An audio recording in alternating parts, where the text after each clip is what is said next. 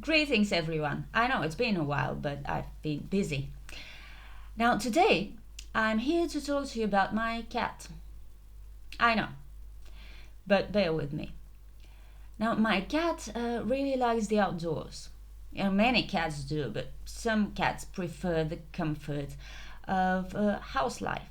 But not my cat. He really loves to be outside and he doesn't really care how cold it is, or until recently he didn't care because it wasn't that cold to bother him.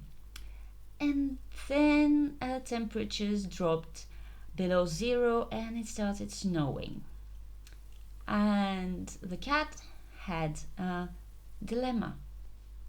He could either go outside, be independent, do whatever he wants, but be cold, or he could stay inside and, sleep in front of the fire, but be unable to roam the village.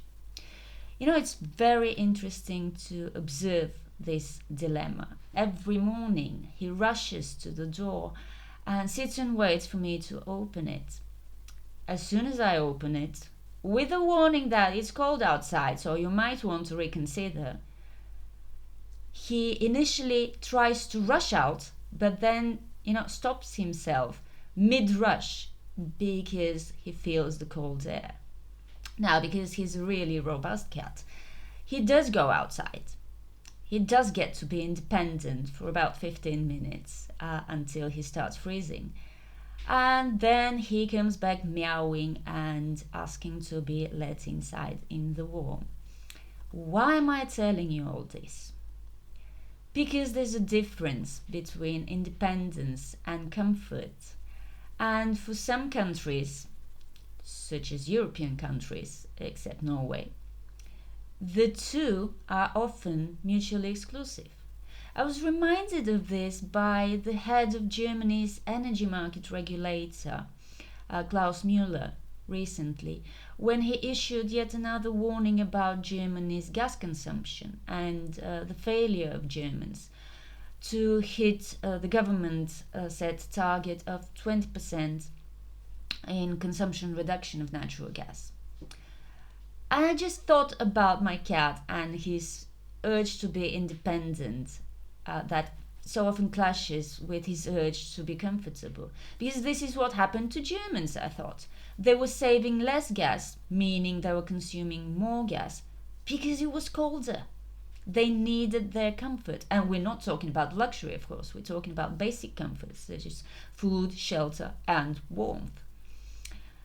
And I thought, how much longer would Herr Müller need to continue making these warnings, to keep urging Germans to use less gas?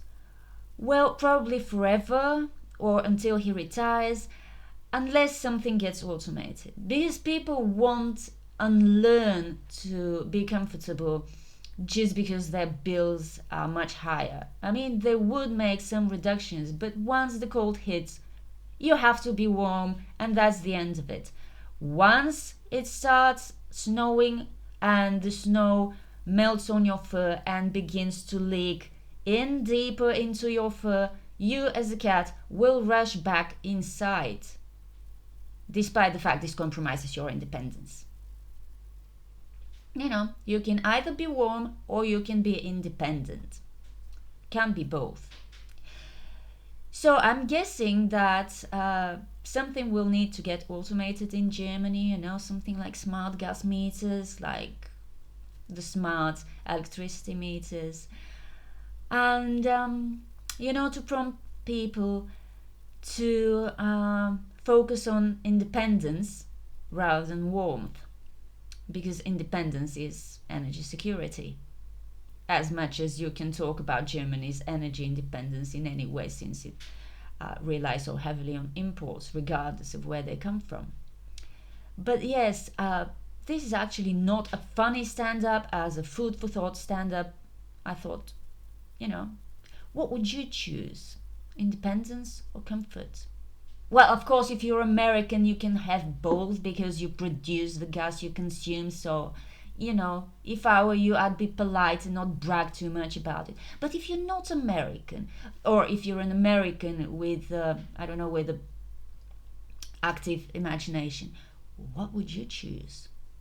I'm in two minds myself. I think I'll be one of those who will sit on the threshold, warmth on my back, cold and freedom in front of me. And I'll probably die there just trying to decide what to choose. Life's actually pretty tragic if you think about it. I'll leave you with, my best wishes for your next week. Don't be tragic, don't be dramatic, and I'll see you when I see you.